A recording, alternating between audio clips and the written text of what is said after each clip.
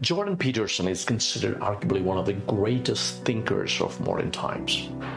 His book, The 12 Rules for Life, actually is his second book after Maps of Meaning. As the title goes, the book is about 12 rules for life as an antidote to the chaos we experience as humans.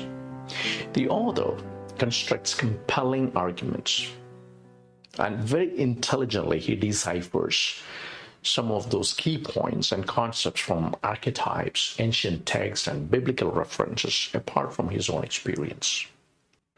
My second takeaway is from the rule number 4. Compare yourself to who you were yesterday, not who someone else is today. If you want to compete with somebody, then compete with your former self.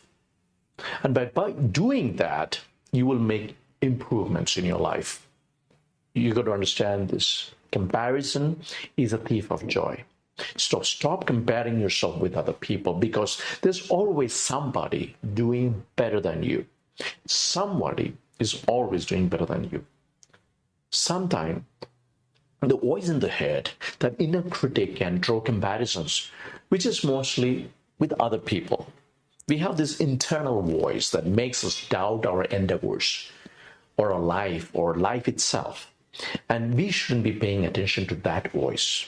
The author says, talking yourself into irrelevance is not a profound critique of being. It's a cheap trick of the rational mind. There are many games that can match your talents, and you can improve yourself. You can be a lawyer, you can be a plumber, you can be a physician, a carpenter, a school teacher. The world allows you for many ways of being. So if you don't succeed in one, you can always try another. Play a different game. You are not limited by options here. You can pick something that matches your unique strength and abilities and the situations. You can make these changes at any point in your life, at any juncture in your life. And all it takes is the desire to make your life better, and takes that desire to make that change and the commitment to pursue what you want to create for yourself.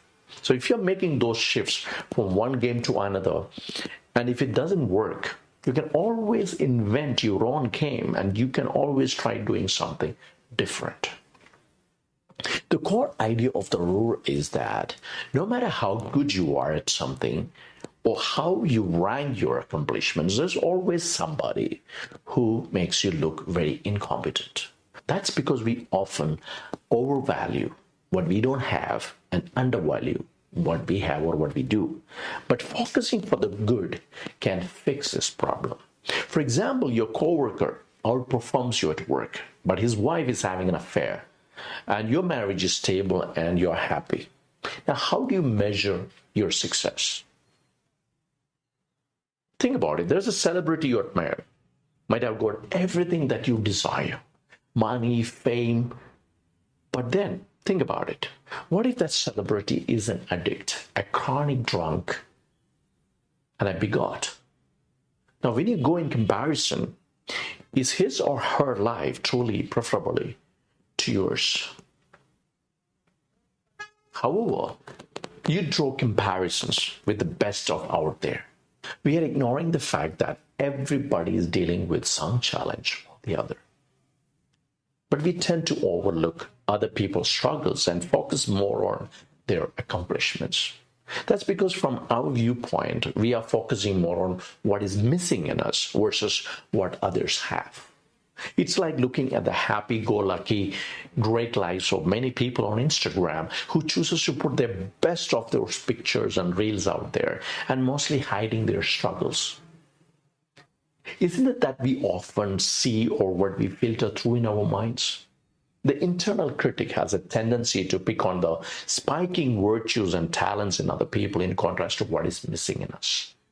In growing up years, when we don't have a full-formed individuality, it's natural to look up to the standards of other people. But when we grow up forming our own individuality, we should be setting the standards on our ideal self. What do you dream of becoming? What are your highest standards? What are you chasing? What is that you're becoming? That should be our point of focus. Our focus shouldn't be on other people. So the real question is, how can we use our imaginative abilities to improve our future? The first step will be to take stock on knowing who you are. Now, this step is very important because you can fix something only if you know what is broken. That's the antidote to the chaos here. What is that you need to fix if you want better relationship, you want better health, if you want to be more wealthy, if you want to have a better well-being or be happy? Once you identify them, take baby steps for improvement. Sometimes aim lower. Fix small things first. Search until you find something that bothers you, that you could fix, that you would fix, and then go fix it. Maybe there's a stack of paper on your desk that needs to be arranged in order. Take some small baby steps and reward yourself for getting that job done and get that motivation going. The author asserts that the simple rule to improving life is making small and consistent improvements. Our life is composed of a series of small decisions, tiny actions, and repeated habits. So make small changes or one or two actions or habits to make the slight improvement in your life. Compare your yesterday with today. Aim at making a better tomorrow than today. Bottom line, small, consistent improvements make the giant transformation in life.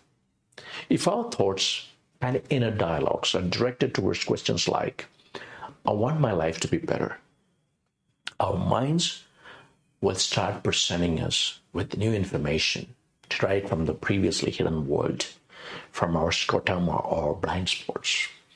Our reticular activity system will start looking for answers. Then we can put that information to use and move and act and observe and improve our lives.